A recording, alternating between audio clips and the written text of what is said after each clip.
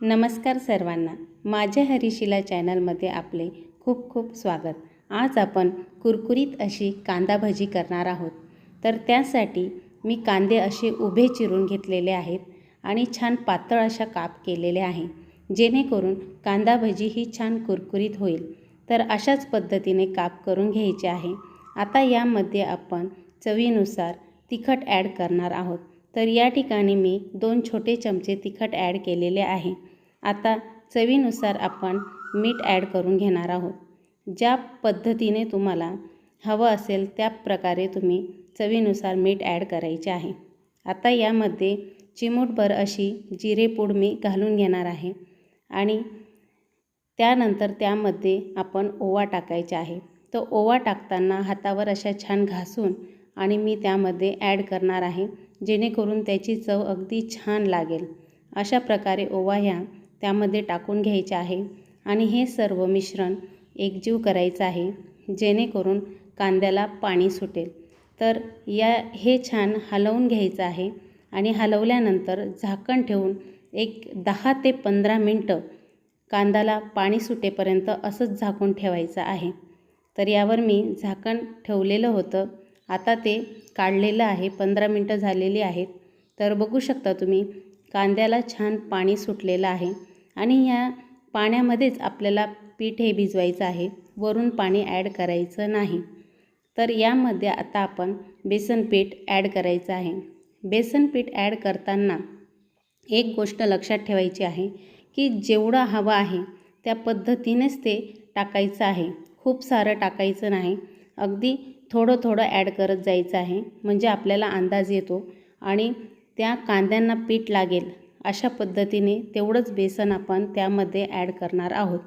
तर असं हे मी संपूर्ण हाताच्या साहाय्याने हलवून घेत आहे। कांद्याला छान पीठ हे चोळून घ्यायचं आहे आणि जर अजून पीठ लागलं तर त्यामध्ये आपण ॲड करू शकतो। त्यामुळे सुरुवातीला मी 2 ते 3 चमचे बेसन पीठ त्यामध्ये टाकून आणि छान कांद्याला चोळून घेत आहे। असंच हलवत राहायचं आहे। असं केल्यामुळे कांदा भजी ही छान कुरकुरीत होते। जास्त जर बेसन पीठ झालं आणि हे मिश्रण जर पातळ झालं तर भजी ही कुरकुरीत होत नाही। तर ही टीप या ठिकाणी लक्षात ठेवायची आहे। आता थोडंसं बेसन पीठ मी यामध्ये पुन्हा ॲड करून घेत आहे, जेणेकरून भजी ही छान होईल। तर 2 छोटे चमचे पुन्हा बेसन पीठ मी यामध्ये ॲड करून घेतलेलं आहे आणि ते कांद्याला चोळून घ्यायचं आहे। तर बघू शकता तुम्ही कशा प्रकारे ते पीठ ॲड केलेलं आहे आणि किती प्रमाणात आपण घेतलेलं आहे, तरच आपली कांदा भजी ही छान कुरकुरीत होते। तर बेसन पीठ हे छान त्यामध्ये लागलेलं आहे। मिश्रण हे आपलं रेडी झालेलं आहे। पुन्हा याला छान थोडंसं आपण हलवून घेणार आहोत आणि यामध्ये मी सोडा ॲड करत आहे। तर अर्धा चमचा सोडा आपण या ठिकाणी टाकलेला आहे, बघू शकता तुम्ही।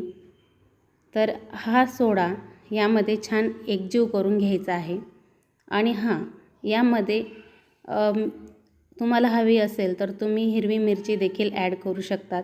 तर मला यामध्ये हिरवी मिरची फार आवडते, तर ती देखील मी यामध्ये ॲड करत आहे।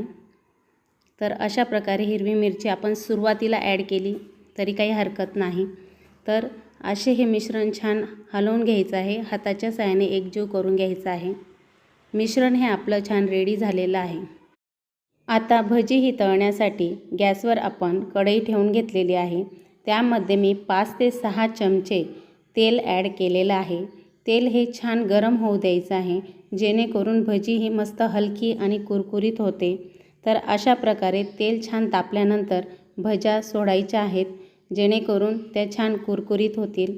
तर हॉटेलमध्ये हीच पद्धत वापरली जाते, यामध्ये पाणी ॲड केलं जात नाही। त्यामुळे कांदा भजी ही छान कुरकुरीत होते आणि नरम पडत नाही।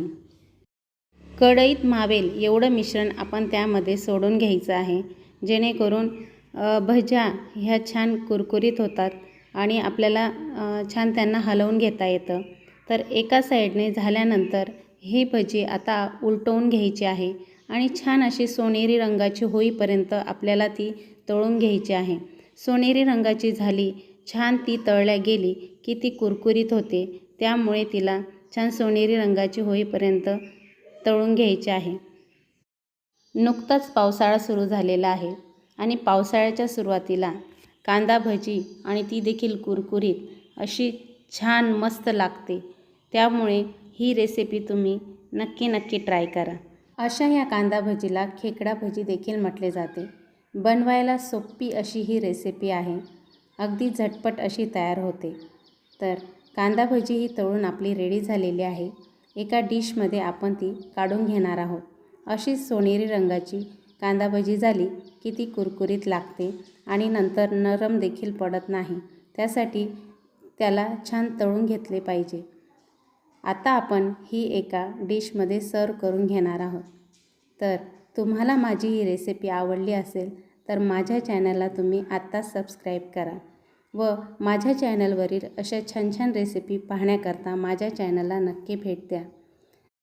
पुन्हा भेटूया अशा नवीन रेसिपीसोबत. तोपर्यंत काळजी घ्या, स्वस्त राहा, मस्त खा.